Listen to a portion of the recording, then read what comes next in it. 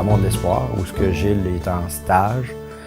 C'est un stage de travail, c'est un milieu de pré-employabilité. On a un groupe d'adultes qui partent de la ville pour s'en venir ici. Alors, on est à la ferme de Babouchka, qui est un ancien bâtiment dont on a eu la chance, le privilège, je dirais même, il y a plusieurs années, je dirais près de 4 ans, de rénover avec la participation de Gilles et de ses camarades de travail. On a complètement tout vidé l'espace qu'il y a ici, tout rebâti avec des bénévoles. C'est un projet qui s'est fait, ça a pris le temps qu'il a fallu parce que moi, ce qui était important dans tout ça, c'est que ça soit fait par les personnes qui y participent, avec leur participation. C'est toujours plus long, plus compliqué, mais c'est toujours plus gratifiant. On le voit, c'est chez eux ici. Quand ils arrivent ici, là, ils sont bien parce qu'ils savent que si c'est là, c'est parce c'est eux autres qui ont mis la main à la pâte pour rénover, pour amener le projet où ce qui est. Puis avec une femme extraordinaire, Bibiane, qui est généreuse, qui les accueille avec tout le temps un grand sourire, qui les fait participer. J'ai décidé de faire les savons pour aider le côté humain des familles d'enfants atteints de cancer. Et c'est comme ça que j'ai rencontré François Villemer, qui est le massothérapeute officiel de Leucan. On est venu ici, on a enveloppé les savons, puis à partir de ce moment-là, j'ai su qu'il y avait peut-être quelque chose d'extraordinaire à vivre ici. Et puis tranquillement, ça s'est développé. J'ai fait une étude, je suis venu ici, j'ai passé 2-3 jours à regarder les étapes de la fabrication des savons pour voir où les adultes pouvaient participer et aider. Et j'ai soumis ça à mon employeur. Et là, ça a pris 1 an où ce que je venais ici, mais j'allais pas encore dans le bâtiment parce que j'attendais le go de mon employeur. Mais je vais rester en me disant ça va marcher. Et puis finalement, on a eu le go. En même temps que j'étais enchanté que ça se fasse, je savais qu'il y avait tout un défi derrière ça. Puis aujourd'hui, je sais que on m'a assuré qu'il y avait une relève. Et d'ailleurs, la relève est déjà ici. Je sais, j'ai des gros souliers à chausser pour remplacer François. Prendre sa retraite, pour moi, c'est passer à autre chose.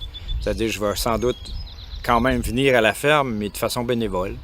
Puis parce que j'ai un attachement, pour moi, c'est la croisée de mes 2 emplois. Comme je suis aussi massothérapeute avec une spécialisation en accompagnement des gens atteints du cancer. Ici, on a un participant qui est un enfant de Leucan, une coccinelle qu'on appelle, qui profite de l'endroit pour le temps qui lui reste, puis c'est la qualité qu'on cherche dans ce temps-là, puis il y en a de la qualité ici. À l'âge de 18 mois, j'ai été diagnostiqué avec une maladie très rare. C'est vraiment gentil avec moi parce que à chaque fois que je le vois, il se demande toujours quand je suis pas là, il se demande toujours est-ce que je suis. Ouais, Max, vas-tu venir ici? Vas-tu venir aujourd'hui? Ouais. C'est un bon gars. Oui, Max. Beau gars. Mais oui. C'est toujours avec leur participation, c'est toujours en les mobilisant pour qu'ils fassent partie du projet qu'on obtient des résultats extraordinaires. Puis ils sont tellement engagés, c'est facile de les embarquer dans ce temps-là quand ils sont partie prenante de toute cette aventure-là. J'ai le sentiment d'avoir réussi à chaque jour quand je quitte puis je les vois s'endormir dans l'auto parce qu'ils sont fatigués de l'ouvrage qu'ils ont fait, où je les vois se taquiner, ou que je sais qu'ils ont eu du plaisir dans leur journée. J'ai pas l'impression d'avoir été un clinicien qui a fait du gros travail clinique, là, qui peut tirer des grosses conclusions de rapport, des affaires de même. Moi, ce qui était important pour moi, c'était de les voir sourire, de les voir avoir du plaisir. Puis ils en ont eu du plaisir. Puis je suis convaincu qu'ils vont continuer d'en avoir. Puis naturellement, moi, mon attachement à Gilles, ça c'est devenu un ami. Je sais que professionnellement, l'éthique nous oblige à garder une distance, mais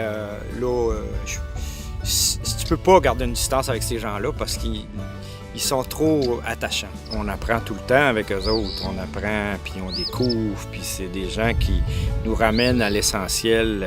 Le quotient émotionnel de ces gens-là est tellement puissant. Les autres, ils n'ont pas de jugement, ils n'ont pas de... C'est vraiment, là, ils ont le cœur ouvert vers... C'est vraiment des personnes différentes, mais on ne les voit pas ici différents. On les voit comme des personnes qui s'adaptent bien à tout.